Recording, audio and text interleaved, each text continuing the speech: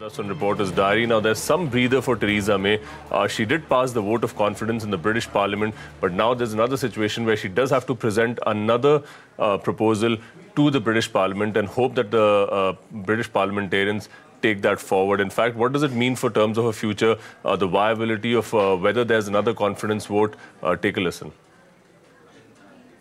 It's a point that's been raised ever since she ignominiously failed to get a majority for Tories on their own when she went to the country, of course, in 2017. But one could argue that the DUP was never going to vote against the Conservative government in a confidence vote, even if they abstained, which would have made the numbers look, to be honest, it would have been tighter, but it wouldn't have got Jeremy Corbyn to his stated aim of starting a general election process. And that is the point of this first confidence vote. And the reason why I say first is because there is no limit on the number of confidence votes that Mr Corbyn can call upon for, to test this government's mettle and test her supporters' steadfastness for her as well, because there are traps being laid left, right and centre. And of course, right after this a small victory, one would call it, a rare victory for Mrs May last night, she called on leaders of all parties to start almost a national dialogue, a consensus within Parliament to try and get through the logjam. And as she quite rightly pointed out, what many of us have been feeling, Parliament knows what it doesn't want, but it doesn't seem to have a majority for what it does want in terms of Brexit going forward.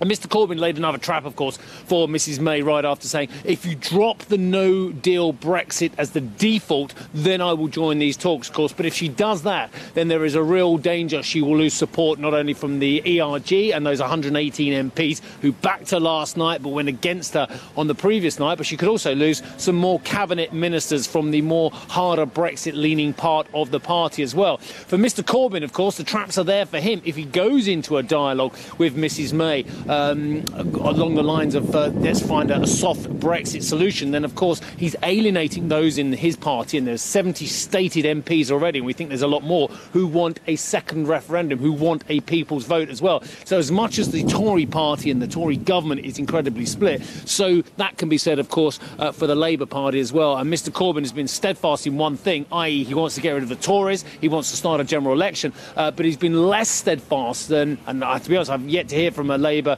politician who can tell me that he definitely wants to go at some stage for a second referendum as well. So at the moment, the logjam continues. What happens next? Well, now we have this dialogue. Now, potentially, we'll see whether Mrs May is going to drop her red line about the customs union, because that does seem to be somewhere where politicians of all stripes, of red, of conservative disposition, could potentially find some common ground as well. Is Mrs May the right person to drive this consensus? As much as she's a strong stalwart, showing great mettle and steadfastness in her cause, is she the right person with the right charm to build this consensus? And of course, whatever happens, we're going to find out what the plan B is by Monday. I believe it is my duty to deliver on the British people's instruction to leave the European Union, and I intend to do so. So now MPs have made clear what they don't want, we must all work constructively together to set out what Parliament does want. That's why I'm inviting MPs from all parties to come together to find a way forward, one that both delivers on the referendum and can command the support of Parliament. This is now the time to put self-interest aside. Last night, the House rejected the government's deal, emphatically. A week ago, the House voted to condemn the idea of a no-deal Brexit. Before there can be any positive discussions about the way forward, the government must remove clearly, once and for all, the prospect of the catastrophe of a no-deal Brexit from the EU and all the chaos that would come as a result of that. And I invite the Prime Minister to confirm now that the government will not countenance a no-deal Brexit from the European Union. Right, so that sticky Brexit situation continues for the UK. But back home, it's an exclusive news break from the angel tax issue. There's a twist in the latest notification issued by the government. Sources say that the new guidelines do not give immunity to existing cases where tax notices have already been issued. Timsy joins us with the details from there. Timsy, what are you picking up? Well, CBDT is very clear that the fresh TIPP guidelines that were issued yesterday do not give immunity to existing cases where tax notices have already gone out to startups This means that wherever assessment has taken place, that assessment order continues to stand. Startups will have a choice to either continue with the normal tax procedure, that is to pay tax, or they can appeal against the demand order. However, there is a relief over there as well that no coercive action will take place against these people. CBDT is very clear that they continue with their stand of no coercive measure to be taken against startups to recover these demands. Whatever is the appellate authority's decision, CBDT will continue to go ahead with that. In case any startup appeals against the orders, or if they pay, then that's a clear state stand. Back to you. Right, Timsy. Many thanks for joining us with all the details from there. But in politics, there's trouble brewing for Akhilesh Yadav. The Enforcement Directorate has filed a case of money laundering against some of the former ministers in the previous Uttar Pradesh government that was led by Akhilesh Yadav. Utkarsh Chaturvedi joins us now with the details from there. Utkarsh, what are the allegations against Akhilesh Yadav and his colleagues? So this case, Arib, is as political as it seems to be criminal. If you look at the CBI FIR as well, on the basis of the CBI FIR, ED has now registered a case in the PMLA Act of money laundering. That is what ED will be looking at. And if you look at the complete case, this case is about illegal sand mining tenders which were being given in 2013. Now, what the case there is that around 13 tenders in a single day was given out to people, to beneficiaries, and that is against the e-tendering policy by the Allahabad High Court, which was passed in 2012. And what is also interesting here is the role of Akhilesh Yadav. Now remember that when these tenders were given in 2013, the mining ministry, the Ministry of Mining, was with the Chief Minister Akhilesh Yadav himself. CBI has already gone and searched many locations in this case. They have gone on record and said that they will be probing the role of mining ministers, not directly naming Akhilesh Yadav, but we can all sense what they're hinting at.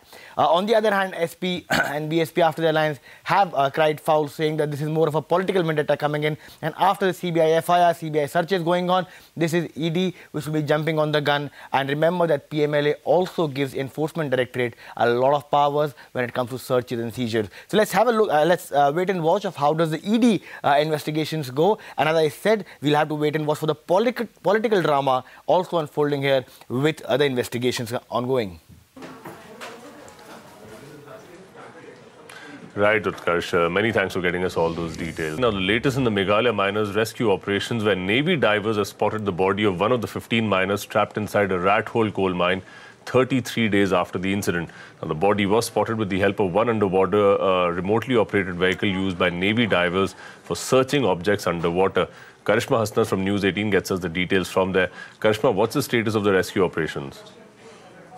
Well, it's a big breakthrough for the rescue teams at the flooded rat hole coal mine site in East Jaintia Hills district. After 32 days of search operation, a joint effort by the Indian Navy team and the NDRF personnel could spot a body lying deep inside the depths of the mine at a depth of about 160 feet to be precise.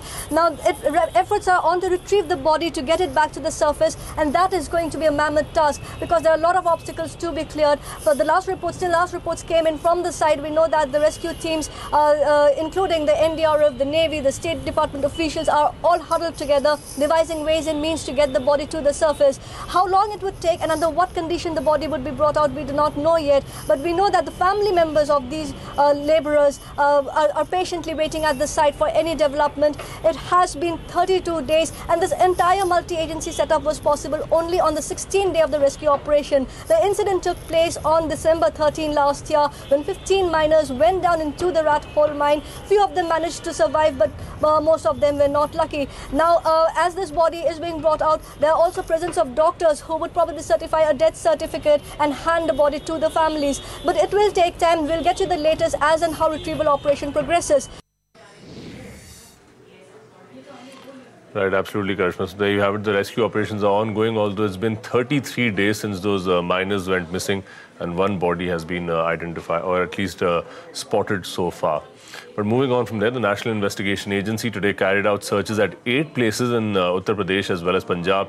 The raids were in connection with the NIA's probe against the ISIS-inspired group. The suspected terrorists belonging to the terror group Harkat-e-Harb-e-Islam had allegedly planned a series of bomb blasts on upcoming Republic Day.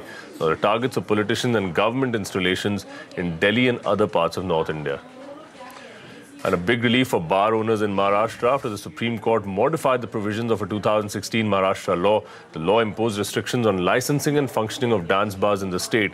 The apex court has struck down that provision that mandated partition between bar rooms and dance floors. It's also quashed the rule requiring bars to be located a kilometer away from religious and educational institutions. However, the court did uphold some provisions of the bill, including the payment of tips to performers in bars, albeit restricting the showering of money. It's also upheld operation timing from 6 p.m. till 11:30 p.m.